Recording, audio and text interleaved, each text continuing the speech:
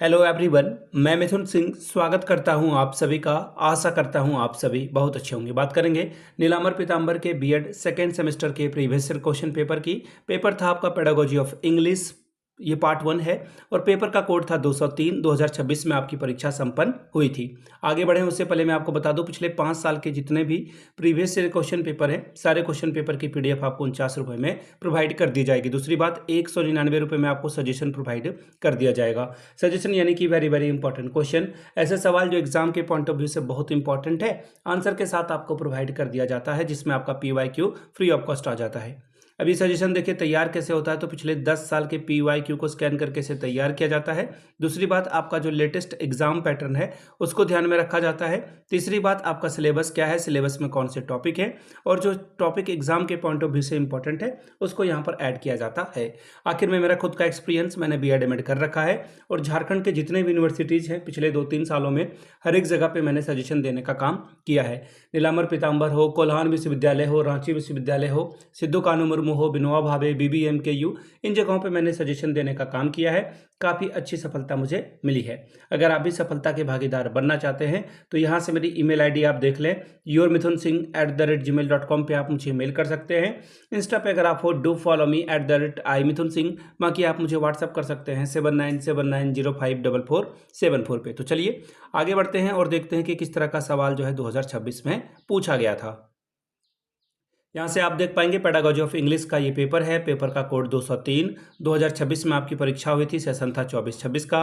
1.5 घंटे का वक्त मिला था। 40 नंबर का ये पेपर है। पहला सवाल देखिए क्या बोला गया है। उससे पहले यहाँ से देख लीजिए, 10 सवाल आपसे पूछ लिए जाएंगे, 10 क्वेश्चंस, एंड हर एक करेक्ट आंसर के लिए आपको 1 मार्क्स जो है रिवॉर्ड के तौर पर दिया जाएगा, यानी कि 10 वंस आर 10 स्कोर आप कर सकते हो। पहला सवाल, अ मल्टीलिंगुअल पर्सन नोज। मल्टीलिंगुअल यानी कि आप बहुत सारी लैंग्वेज को जान रहे हो, यानी कि आप मोर देन 1 लैंग्वेज को जान रहे हो। ठीक है, केवल एक लैंग्वेज, केवल मदर टंग को जानना या फिर कोई लैंग्वेज नहीं, इसका आंसर हो जाएगा more than 1।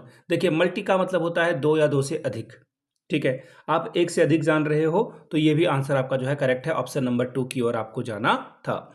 Importance of a teaching English refers to, यानी कि आप इंग्लिश पढ़ा रहे हो, इसका क्या मतलब है। आप जो है इसका इंटरनेशनल इंपॉर्टेंस दे रहे हो, ऑब्वियसली, क्योंकि पूरे ग्लोबल में, जो ग्लोबल वर्ल्ड है, वहाँ पे अलग अलग कंट्री से अगर आपको कनेक्ट करना है, हालांकि वहाँ जापानीज बोली जा रही है, कोरियन वो बोल रहे हैं, फिर भी इंग्लिश थोड़ी बहुत सबको आ रही है। तो इंग्लिश क्या है, ग्लोबल लैंग्वेज है, तो इंटरनेशनल इंपॉर्टेंस तो इसका है।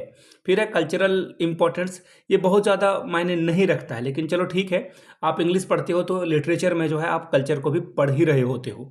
फिर है एजुकेशनल इंपॉर्टेंस, ऑब्वियसली जो भी मटेरियल अवेलेबल है, कंटेंट अवेलेबल है, इंग्लिश में ज़्यादा जो चीज़ें हैं वो अवेलेबल है। इसका आंसर फिर से एक बार आपका क्या हो जाएगा, ऑल ऑफ दिस, यानी कि हर एक के साथ आप जाओगे। अगला सवाल, प्रोज टीचिंग इन्वॉल्व्स। अगर आप प्रोज टीचिंग अगर आप कर रहे हो तो क्या आप कर रहे हो, आप जो है मॉडल रीडिंग भी कर रहे हो और साइलेंट रीडिंग भी कर रहे हो। प्रोज अगर आप पढ़ा रहे हो in starting pedagogical framework, teaching prose involve model reading, यानी कि जहाँ पे टीचर जो है अलाउड प्रॉपर प्रोनाउंसिएशन के साथ जो है इन चीज़ों को पढ़ता है। ठीक है, तो आंसर आपका हो जाएगा बोथ, यानी कि ऑप्शन नंबर 3 करेक्ट है। अगला सवाल, teaching skills are used in. अब टीचिंग स्किल है, इसका इस्तेमाल आप कहाँ करोगे, इसका इस्तेमाल कहाँ पर किया जाएगा। इनसाइड क्लासरूम, ठीक है, अच्छी बात है, कर सकते हैं। आउटसाइड द क्लासरूम, हाँ बिल्कुल, बाहर से भी सिखाया जा सकता है। और लर्निंग प्रोसेस है, फिर है लर्निंग सिचुएशन। अब देखिए आंसर तो सब जगह लग रहा है कि ठीक है, सारी जगह पे अप्रोप्रिएट है, लेकिन सबसे बेस्ट ऑप्शन कौन सा है। आप लर्निंग प्रोसेस को ध्यान से सुनिएगा या देखिएगा। भाई लर्निंग प्रोसेस कहाँ हो सकता है, इनसाइड क्लासरूम में, आउटसाइड क्लासरूम में, कहीं भी हो सकता है। तो आप लर्निंग प्रोसेस को अगर आप टिक कर देते हो, अपने आप सारे इसमें इन्वॉल्व हो जाएंगे। ऑप्शन 3 आपका सबसे करेक्ट होगा। The nature of a language depends on. Nature जो है लैंग्वेज का वो किस पे डिपेंड करता है, ज्योग्राफिकल फैक्टर पे, बिल्कुल। ये ऑब्वियस सी बात है, अगर आप बंगाल में पैदा होते तो आपको बंगाली थोड़ी बहुत आती ही आती, असम में पैदा होते तो असमियाज आती, तमिलनाडु में पैदा होते तो तमिल आपको आती। तो ज्योग्राफिकल फैक्टर मायने रखता है। कल्चरल फैक्टर, ऑब्वियसली आपके परिवार में कैसा कल्चर है, आपके सोसाइटी में कैसा कल्चर है, उसका इन्फ्लुएंस तो आपके ऊपर आएगा ही आएगा। सोशल कंडीशन, ऑब्वियसली, तो आंसर एक बार फिर से आपका ऑल ऑफ दिस हो जाएगा। अगला सवाल, in a communicative approach a teacher ask students to write a short dialogue about the buying beets at a market, this activity mainly promotes. देखिए इसको आप ध्यान दीजिएगा। कम्युनिकेटिव अप्रोच के बारे में बात किया जा रहा है कि स्टूडेंट को जो है शॉर्ट डायलॉग लिखने के लिए कहा गया है। तो इस एक्टिविटी से बच्चा क्या कर पाएगा, इससे जो है उसकी क्या जो है ग्रोथ होगी। तो देखिए वो फंक्शन को समझ पाएगा, ठीक है। ग्रामर एक्यूरेसी यहाँ पे नहीं देखी जाएगी। मार्केट जा रहा है, वो डायलॉग लिख रहा है वो, तो ये मेमोराइजेशन की बात भी नहीं हो रही है, ठीक है। और प्रोनाउंसिएशन भी नहीं कर रहा है, यहाँ पे लिखने की बात की जा रही है, तो प्रोनाउंसिएशन कहाँ से आएगा। फंक्शनल लैंग्वेज यूज आप करोगे, ऑप्शन थर्ड आपका करेक्ट होगा। Which tool is a example of authentic assessment in English.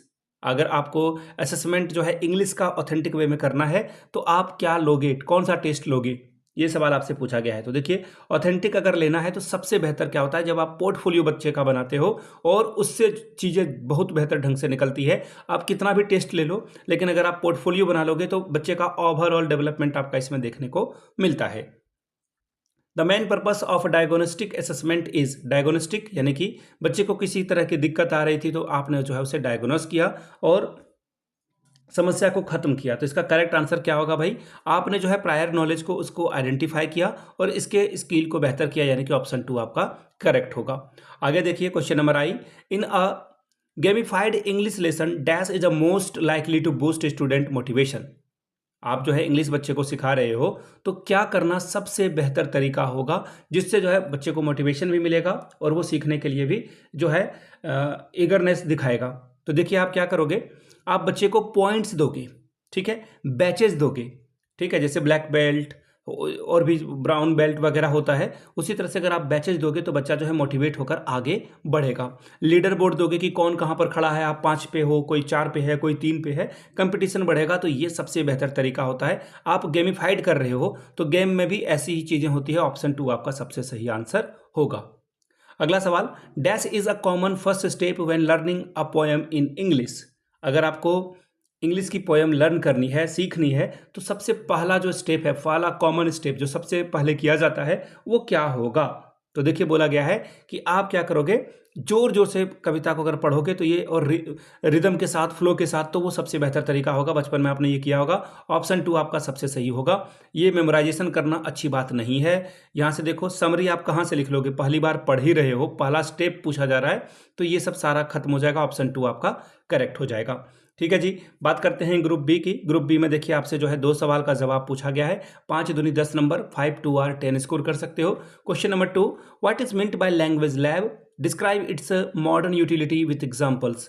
Question number 3, write and describe a short note on grammar cum translation method of teaching English. Question number 4, how language is related to gender, society and identity, describe it with suitable examples. Question number 5, explain position of English as a second language in India.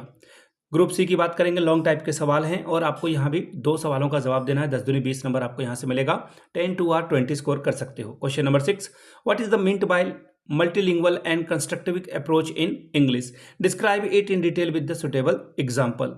अगला सवाल, prepare a lesson plan on any topic of your choice from class. Question number 8, explain the nature of English and describe the role of literature in language learning. Question number 9, illustrate the constitutional provision of policies of language education. तो ये था आपका NPU यानी कि नीलांबर पीतांबर का English का pedagogy का paper 2026 का। अगर आपको पिछले 5 साल का PYQ चाहिए तो ये आपको 49 में, अगर आपको सजेशन चाहिए तो 199 रुपये में आपको ये प्रोवाइड कर दिया जाएगा। यहाँ से मेरी ईमेल आईडी आप देख लें, yourmithunsingh@gmail.com पे आप मुझे मेल कर सकते हो। इंस्टा पे अगर आप हो तो डू फॉलो मी @iMithunSingh।